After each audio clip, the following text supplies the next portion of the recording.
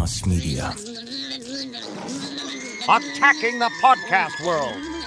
And based on the true legendary cult classic, Polis Media presents Attack of the Killer Tomatoes. Did somebody mention biscuits? Attack of the Killer Tomatoes. They'll beat you, mash you, squish you, mash you, chew you up or run. How bad is it? Finish you off. Also, I definitely don't feel fly again. I'm not talking about that, you wiener! What about the tomatoes? In a world where mutant tomatoes reign supreme, one podcast stands tomatally awesome. This is the Attack of the Killer Tomatoes podcast. On today's Comic-Con preview show, our guest is the maestro of Atomic Toy Box Entertainment, Michael Polis. Now here's your host, Costa Dillon. Welcome to this episode where we're talking to Michael Polis. And instead of me telling you all about Michael Polis, and those of you who are fans of Yo Gabba Gabba might know who he is, we will talk about his history of working on various projects, including how he got attached to Killer Tomatoes. So welcome, Michael. Hey, thanks, Costa. I appreciate being on the show. I should be, I guess, attached to the Killer Tomatoes. That's my moniker. So okay. Now. So that disappointing all the Yo Gabba Gabba fans, I'm sure. But I'm nice to know that I've replaced Jim Henson in your pantheon. So You have. You have. Yeah, have to get you a that would puppet. be great. I was always partial to Zoe. I thought that one was great. So let's talk about that. Yeah. How did you come to get attached to Killer Tomatoes, and what attachment is it that you have? Well, those are two very different questions, but let me try and answer them both. So, my background is in kind of a lot of television and film, and I ended up connecting somehow. I can't even remember who it was who introduced me to Steve Peace and Chad Peace, and they were looking for some help on licensing and merchandising of all things about, I want to say 10 plus years ago, had to be. And so I did a little bit of research for them. I was attending a licensing show, and we started talking, and before you know it, they were like, wait a minute, you've actually done work on television? Can we, you've made movies before? Maybe we can talk a little bit further. And before you know it, I'm reading scripts. I'm looking at different partners that we can talk to about distribution, and got roped in. So it was the quicksand effect of the Killer Tomatoes enterprises. Slowly but surely. Yeah, I can relate. I've been stuck in that tomato quicksand for most of my life. So that would be through, your company, Atomic Toy Box. Can you explain a little bit what Atomic Toy Box is? Yeah, so I let's see, years and years ago, I had established this company. It was originally going to be just about import export, and hence the name. I set it up in 2003, and over the years started funneling different side projects that I was working on. So right now what I use it for predominantly is IP development and distribution. So I've got a few projects. I own a property called Captain Action with a couple of partners, which is a old Ideal Toys character from the 60s, and we're developing a new hybrid live action animated series based on that, as well as a film. So getting close to closing on that in a couple of weeks. So hopefully we'll have an announcement. But it's really about IP development. And then I do also some merchandise on the side as well. Oh, I had an idea for, an in-action figure. It's just a member of Congress. You wind him up and he sits there and does nothing. So the opposite of an action figure, right? there's no end to those. I think that we could have series 20 and we'd still be an inexhaustible resource. That's awesome. Michael and Atomic Toy Box will be at Comic-Con in San Diego this July. And Michael, what's your booth number? I'm going to be at booth 3921, and that's Atomic Toy Box Entertainment. Right smack dab in the middle of the entertainment section of Comic-Con. That's booth 3921. And Comic-Con is July 25 through 28 this year in San Diego. But I know you are at Comic-Con every year. For people who might go to Comic-Con in the future, you can look for Atomic Toy Box at Comic-Con, where you can find all kinds of really nifty things, including Killer Tomato memorabilia, because Michael has the exclusive rights to some of our items. So tell me about, how did you ever get into this business in the first place? How did you ever get attached to the projects you did do? And I'll let you go ahead and talk about what some of them are. So it started out. It's funny. I didn't start out in this business at all. I was working for a small, tech startup. Then I worked for General Foods on Post cereals. So I was developing stuff like Honey Bunches of Oats. I worked on Blueberry Morning, which was unfortunately when they first started making Blueberry Morning. The blueberries were so hard because the moisture got absorbed into the flakes that they were like eating BBs. So I actually had to talk to our legal people about sending a check to someone for their dental work. So like a blueberry. It was crazy. Blueberry grape nuts. There you go. Yeah. Like Gil Gibbons, remember that Quarry? The Quarry thing, right? The Quarry commercial from Saturday Night Live. Basically that. Yeah. So I ended up getting a phone call from someone saying, "Hey, there's this gig out at Universal Studios." I'm born and raised in New York, lived there all my life, and I lived in Boston for a stint, and I had, what do I have to lose, right? So I thought I'd move out, give it 3 years, and gosh, almost 40 years later, is that right? Yeah, 30 years later. I've been out here. But I worked at Universal. I worked on everything from Babe to Land Before Time to Jurassic Park, Lost World, Timmy the Tooth, which we really won't talk about because there's nothing. But that was my first puppety thing. So we did. That was a whole puppet show, and then, it was so funny. The guy who was behind it, great guy, this guy, Louis Viola, he was like, "Don't ever talk about anything to do with dental work when it comes to Timmy the Tooth." I'm like, it's a tooth. How, he's got the Miss Flossie and the cavity goons are the enemy. How is this not possible? I know. So, infamous. Then I ended up going to work with the Muppets for a number of years.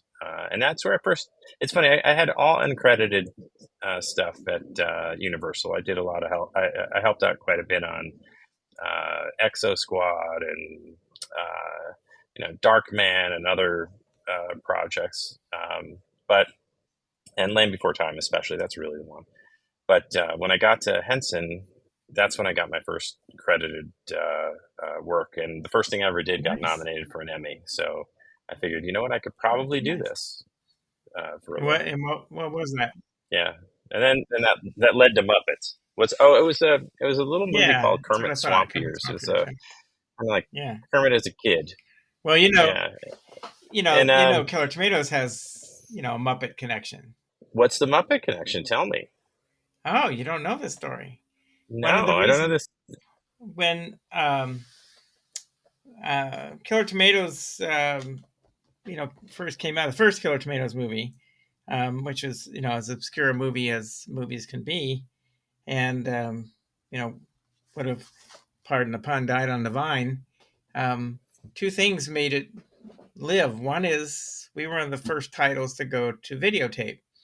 For all you younger listeners out there, when films first started going to videotape, the big studios didn't like it. They thought people wouldn't go to the movies or watch them on television if you could buy a videotape and take the movie home. So the big studios wouldn't release their films to videotape. And we got approached and said, sure, we don't care.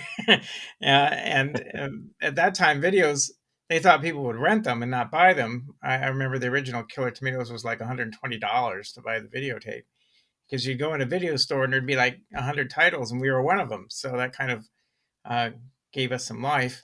Secondly, the cartoon show Muppet Babies used a clip from Killer Tomatoes where Elmo has a bad dream, and tomatoes are chasing him, and the Killer Tomatoes clips from the movie were used. It turned out to be a very popular episode of Muppet Babies, which then got Fox interested in doing the cartoon show, the Killer Tomato cartoon show, because that episode of Muppet Babies had been so well received and then popular. So those two things kind of brought Killer Tomatoes back from obscurity and gave it the life that allowed the cartoon show and Return of the Killer Tomatoes and the third and fourth films to be made. I did not know that. Don't go anywhere. We've got more of this great conversation coming up right after this. Repeatedly recognized by the San Diego Press Club, the Times of San Diego delivers timely and transparent news to, for, and about America's finest city. To learn more on how you can support this trusted resource of information, visit timesofsandiego.com. When I wrote my book, The Insider's Guide, in 2019, I set out to demystify digital fundraising. Now, in 2024, I'm giving you access to some of those insiders and the world of nonprofit fundraising through my podcast, From the Nest with me, Charity Jen. Visit olasmedia.com and subscribe to From the Nest with Charity Jen, where fundraising takes flight. Hey, let's pick up where we left off. Back to the show. It's funny because there is another Muppet Babies connection to tomatoes, and how I don't know if it's how I got here, but definitely a connection. So Margaret Lesh, who was at Fox, who greenlit the Muppet Babies show, and I'm assuming the Killer Tomatoes show. Yes. So Margaret is the one who hired me to go work at Muppets. There's a connection. Yes, she was the head of Fox Children's Network. I don't remember the exact title. I think that's what it was called. It's Fox Kids, I think. Launched at the time. Yeah, maybe that was it. Yeah, I can't remember the exact title, because that's when Fox started to, at the time, try to make themselves the fourth entertainment network, which obviously succeeded in becoming a fourth entertainment network. This is before, all the streaming and everything else. They were successful, and they started having primetime television shows, of which Karen Mistal from Return of the Killer Tomatoes was one of their first stars in a show called Adventures of Bean Baxter. I think it was the first or second scripted show, and she came right out of Return of the Killer Tomatoes. Of course, she was also in the Avocado Jungle of Death with Bill Maher. So that's her Amazon. That's her. That's really what it's all about. Well, Yeah, that's what it's all about. Yeah. When I my first day with Muppets. Sorry, my first day with just a quick Margaret story. I walked in. She's like, "Mike, we're so glad to have you. It's going to be great. We're so excited that you joined. By the way, I'm leaving." It's like, what? Yeah, I'm leaving. Yeah, right. I'm leaving. I'm going to work at the time it was called Odyssey Channel, which later became Hallmark Channel. So we still maintained a relationship with them Mhm. because at that time, Henson owned a part of Odyssey / Hallmark. So I've known Margaret for a long time. But that's pretty funny. I mean, I did not know about the Bill Maher avocado connection. Yeah, it's actually quite a. I can't remember the full title of the film. It's actually quite a fun movie. It's a spoof, obviously. It's pretty Not a entertaining. documentary? Before he became not a documentary. It's a documentary in the same way Killer Tomatoes is a documentary. Having a connection with these with Muppets and I think didn't you do Bear in the Big Blue House I too? did. I worked on Bear in Um, the Big Blue House. and That sh- yeah, and Yo Gabba Gabba and those things. yeah. Those are all kids shows. Some well received kids shows. How do you see Killer Tomatoes relating to kids? Because you seem to have you have experience with that. No, it's really interesting because if you look at Bear as a show and you look at Gabba as a show, they were one of the few shows that, even though they were both preschool, they ensnared Hmm. parents as well in a very positive way, right? So Hmm. the music for Bear was one of the things that parents really resonated with. And, it's a big, orange, cuddly bear. So kids could readily identify. Hmm. With GABA, it was designed to be the anti-Barney. The intent there was, how do you create a show that parents would love the music as much as the kids? And, with songs like There's a Party in My Tummy and Don't Bite Your Friends, it, ended up resonating with parents because, when your 3-year-old decides they want to go bite somebody, here's a Right. song. So, for me, the connection is this idea that you can create content, you can have content that appeals to multiple audiences. And I'm not saying that Killer Tomatoes is a preschool show at all, but there's a certain level of sophistication with it, even though it seems completely unsophisticated and strange in some ways, that you can enjoy it on multiple levels. You don't have to take it so seriously, and I think it's the same. It's the same kind of concept and idea of having fun, as having fun with your entertainment, as opposed to having to dissect it to the point where it becomes a bit crazy making. I think was it don't bite your friend, was that it? Yeah. That's a bumper sticker waiting to be made. Well, with a killer tomato on it, it works pretty well. We might have to borrow that, You're right. There we go.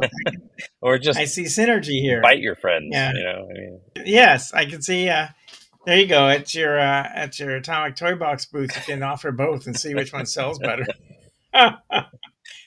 People, you talk to people who are not in the Killer Tomato world. I'm as close to it as can be since I originated it. What kind of reception do you get from people who, when you bring up Killer Tomatoes? Is it still known among people? Have people heard of it? Do young people know what it is? Is it people mystified by the title? What's your take on that? it's a great question. It's funny. Everybody has heard of Killer Tomatoes. No one has seen it, but everybody's heard of it.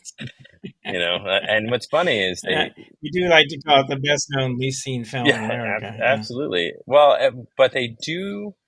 It's like it runs in, I think, 2 different blocks, right? Everyone's heard of the movie, and then there's a slightly smaller percentage, but still pretty large, that can start singing the theme song from the movie, and then it kind of leaps to, if they don't know the movies, of a recall of the animated series. People do remember the animated series, which only ran 2. Yes, yeah, it was. And it was it. I think we only had 2 years. So that's kind of interesting. And I have seen stuff online where some people say they'll write these things about animated, TV shows that need to come back, and Killer Tomatoes is often in the mix of. I think it's for certain people of certain age, that's their nostalgia era. Just like mine is, Rocky and Bullwinkle and things of All that that Jay Ward age. stuff. Huckleberry Hound. There's his Killer Tomatoes. Yeah. Yeah, no, there's a certain You level can't see it wrong. of nostalgia, affinity for it. But you were asking the question, like, so what are we trying to do?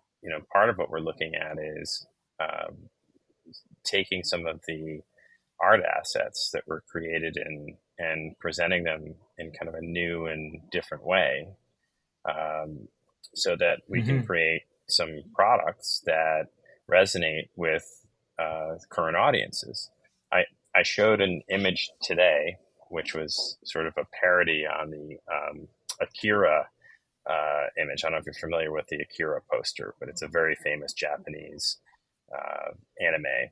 And it's got this motorcycle, red motorcycle, and a red jacket. And so this image was created of a red streak in the pavement coming from the motorcycle with the red jacket on the floor, and it just says, instead of in the Akira font, it says killer, and on blood, or I should say tomato sauce spattered on the top, it says killer, so Killer Tomatoes.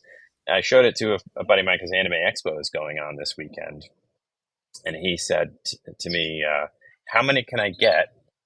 I want to put them up because I think that, man, the fans would just love this. They think he thought it was super hilarious. So it's about like taking that idea. I mean, 'cause it's a really simple idea. It's tomatoes that eat people.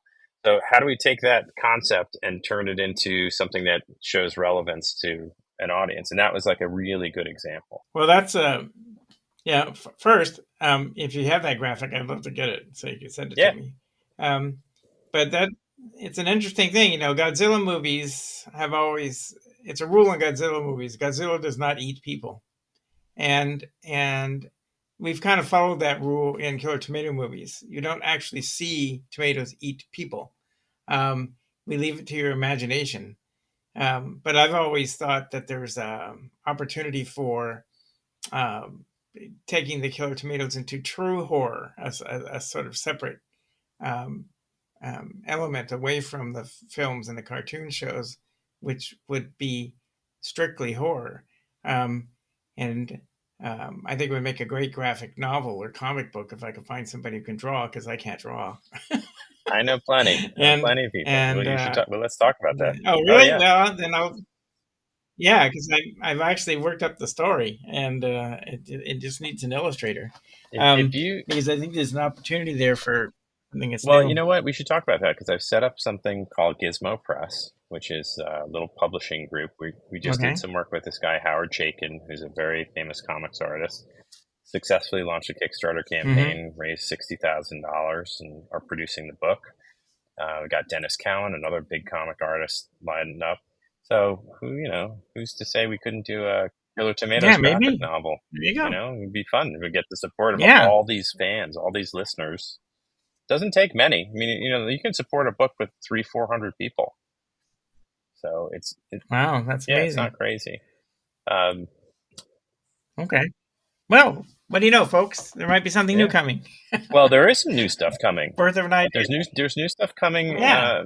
My buddy Tim Barron, who does work for Tony Hawk, and he's a big in skate culture, produced a Killer Tomatoes skateboard.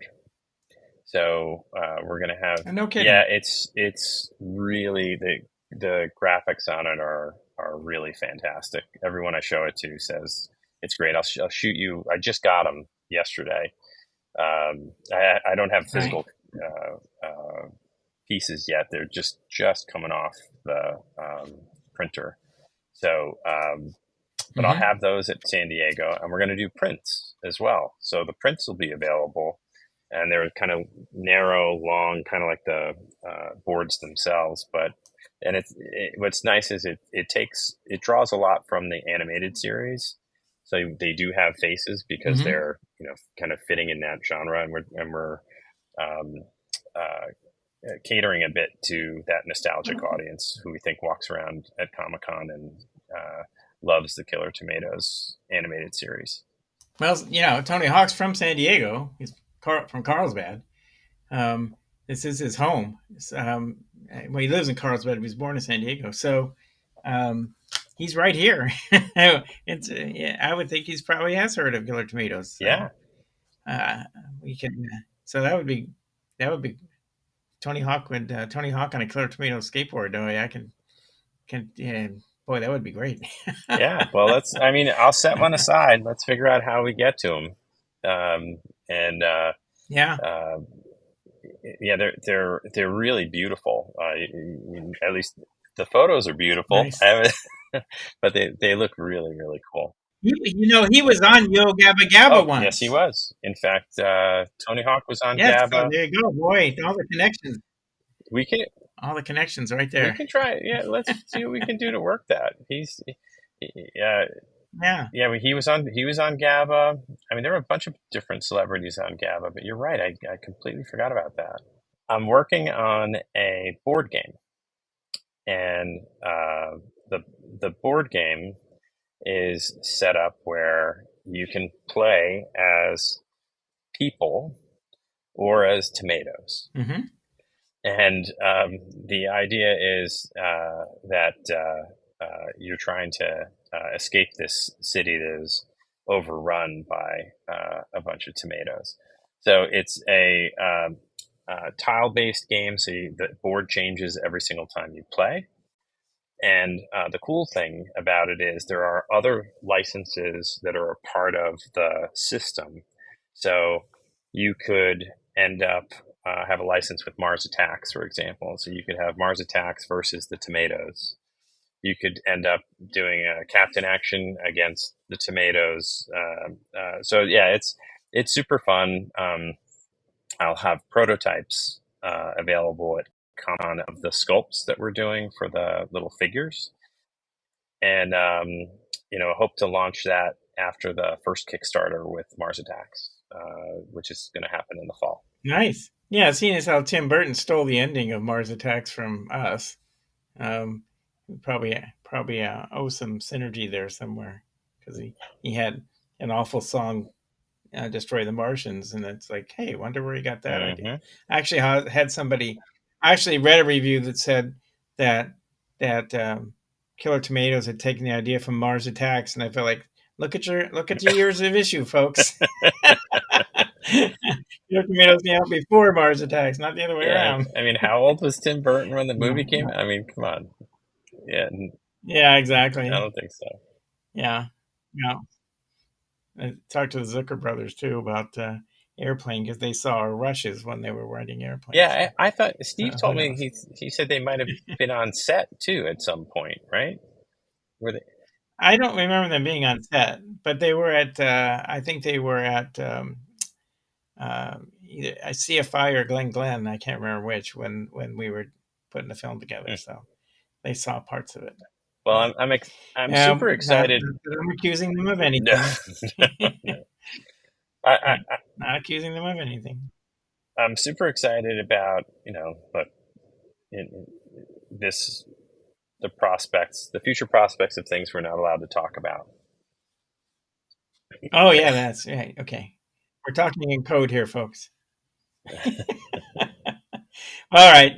We have alluded to the fact that maybe the Killer Tomatoes could come back at some point. So that's what we're talking about. And who knows? And stay tuned and listen to these podcasts, and you'll find you might be in on information first by listening to the podcast. Well, thank you, Michael. I appreciate taking the time to talk to us. Michael Polis is the president and owner, I guess that's the right title, of Atomic Toy Box. And you can see him at Comic-Con, but you can also go to his website. Michael, for listeners who might want to know more about what you're working on, where can they get the information? Best place is atomictoybox.com or on Instagram at atomictoybox. Those are my two favorites. I also have captainaction.com website. So find me on all three. And for Killer Tomatoes podcast, you can always get us at killertomatoes.com or various other places where podcasts are available. And we look forward to having you listen to us next time. Thanks, Costa. Thanks for listening to Attack of the Killer Tomatoes. Be sure to follow and subscribe whenever you listen to your podcasts. To read the blog associated with this episode, visit olismedia.com. This episode was produced in studios located in San Diego, California and Tijuana, Baja California.